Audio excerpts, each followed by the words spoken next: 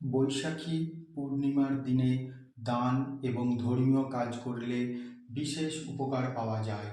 বৈশাখী পূর্ণিমা বুদ্ধ পূর্ণিমা নামেও পরিচিত। বৌদ্ধ ধর্মের অনুসারীরা এই দিনটিকে উৎসব হিসাবে পালন করে থাকেন।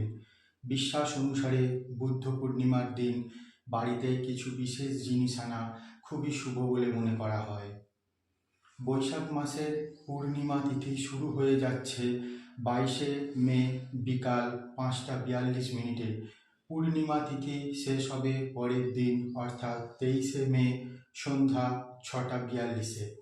উদয় তিথি অনুসারে পূর্ণিমা তিথির উপবাস শুধুমাত্র 23শে মে 2024-এই পালন করা হবে। বৈশাখী পূর্ণিমা অর্থাৎ বুদ্ধ পূর্ণিমার দিনে ভগবান বুদ্ধের একটি ধাতুর মূর্তি বাড়িতে নিয়ে আসুন, কারণ ফেংশুই অনুসারে এটি বাড়িতে সুখ এবং সৌভাগ্যের প্রতীক হিসাবে বিবেচিত করা হয়। তাই এই দিনে অবশ্যই ভগবান বুদ্ধের একটি ধাতুর মূর্তি ঘরে নিয়ে আনুন।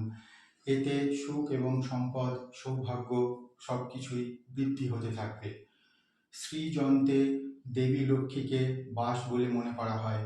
তাই বৈশাখ মাসের পূর্ণিমা অর্থাৎ বুদ্ধ পূর্ণিমার দিনে শুভ তিথিতে শ্রীযন্ত্র বাড়িতে আনলে ধন, সম্পদ, অর্থ উপচে পড়বে সংসারে। বুদ্ধ পূর্ণিমার দিন একটি পিতলের হাতি বাড়িতে আনা খুবই শুভ বলে মনে করা হয়। এমনটা বিশ্বাস করা হয় যে বুদ্ধ পূর্ণিমার দিন একটি পিতলের হাতি বাড়িতে আনা হলে তা ঘর থেকে দারিদ্র্য দূর করে এবং পরিবারে শান্তি, ধন, সম্পদ এবং সমৃদ্ধি ভরে নিয়ে আসে। বৈশাখী পূর্ণিমার দিনেও বাড়িতে সোনা বা রূপা ধনতেরাসের দিনের মতো কিনে আনলে বা একটি রূপার মুদ্রা নিয়ে এলো দেবী লক্ষ্মী খুব খুশি হন। বিশ্বাস অনুসারে বুদ্ধ পূর্ণিমার দিনে একটি রৌপ্য মুদ্রা যদি অবশ্যই ঘরে নিয়ে আসেন, তাহলে মা লক্ষ্মী এবং ভগবান গণেশের বিশেষ আশীর্বাদ পাওয়া যায়। এই কটি টিপস বুদ্ধ পূর্ণিমা বা বৈশাখী পূর্ণিমার দিন মেনে চলুন আর নিজের জীবনকে সুখ, সমৃদ্ধি, অর্থ, সম্পদে ভরিয়ে তুলুন।